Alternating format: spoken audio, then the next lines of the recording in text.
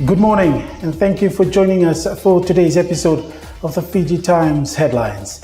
Leading the bulletin today, Parliament resumed yesterday for its May sitting with the agenda including the presentation of 3 reports of the Auditor General and the 2016-2017 annual report of the Education Ministry. The Parliamentary Standing Committee on Public Accounts has recommended that the Office of the Auditor General be properly resourced to carry out a specific environmental audits. In its review of the Office of the Auditor General's 2015 annual report, the committee was informed that the office had not carried out a lot of work in the area of environmental audits, such as the climate change audits or audits on extractive industries. Still in Parliament, the Fiji National Provident Fund continues to manage the ongoing challenge of low member balances. This was noted in the review of the fund's 2018 annual report by the Parliamentary Standing Committee on Social Affairs.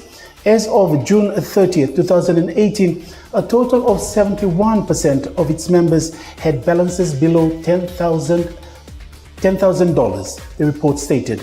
Of these, the report revealed that 57,000 members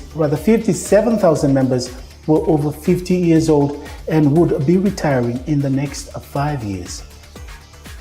And there is a growing waiting list of elderly people who have applied or being referred to be accommodated in one of the Golden Age homes in Lambasa, Lautoka and Suva. This was noted in the review of the Ministry of Women, Children and Poverty Alleviation's annual report for the period 2014 to 2017 by the Parliamentary Standing Committee on Social Affairs. In the review, the committee noted that there was a high demand for the 3 homes and that the ministry was seeing a trend of old people being abandoned by their families. Prime Minister Vorenge Mbanimarama says while Fiji is seeing greater global recognition on climate change, appropriate action has yet to follow. While officiating at the 3rd Climate Action Pacific Partnership meeting at the Grand Pacific Hotel in Suva yesterday, Mr. Mbanimarama said some Pacific Islanders did not have higher ground to move to, as suggested by neighboring countries like Australia. Mr. Mbanimarama said there was a need to adapt if we were going to survive in this struggle for global action. He said the only way to prevent the current crisis from escalating into total chaos was to arrive in New York this September at the UNSG's Climate Summit with clear commitments in place to cut carbon emissions in half by 2030 and to become carbon neutral.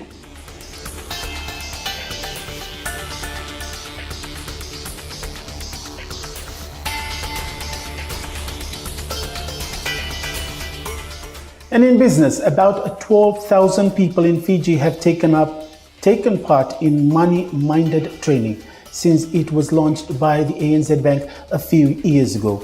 Recently, the ANZ Bank and Paradise Beverages have partnered to help more Fijians improve their money skills, knowledge and confidence. ANZ Fiji country head Saud Minam said they had been the banking partner to Paradise Beverage for more than 40 years.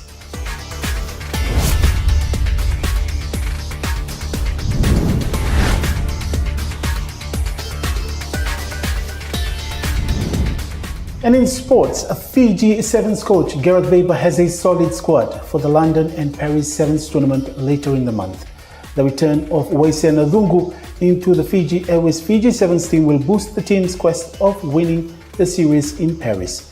Baber, who is keeping a close watch on the players' performance on and off the field, expects a mental challenge from the boys in the last leg and is confident of a good outing in London.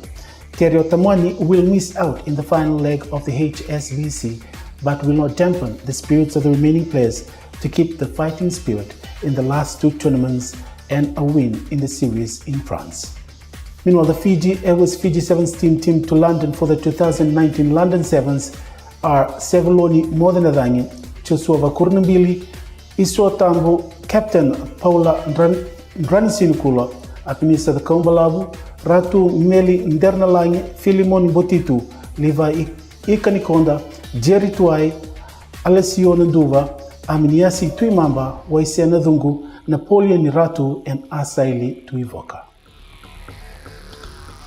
The Fiji Airways Fiji Sevens team captain Paula Ndranisinukula is eyeing the HSBC World 7 Series title as a post-Mother's Day present for all mothers as a token of appreciation to their roles in the lives of the family and supporting men in every situation they face.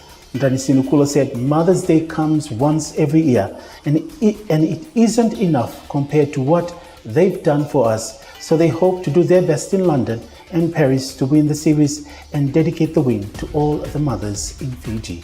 Meanwhile, Fiji is currently in second place with 142 points behind table toppers USA with 145 points.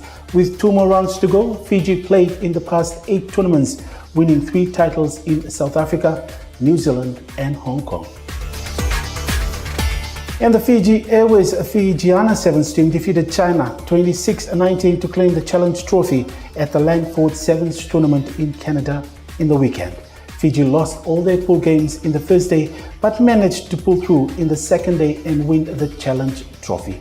In the Challenge Trophy semi-final, the Fijian side thrashed Brazil 30-40 to progress into the final.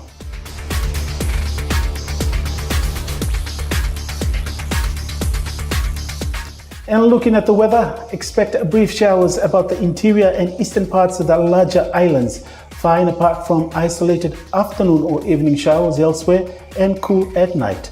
Also expect moderate to fresh east to southeast winds with moderate to rough seas. The outlook for tomorrow, the weatherman says there will be a brief showers about the eastern parts and interior of the larger islands. Elsewhere, mainly fine and cool at night.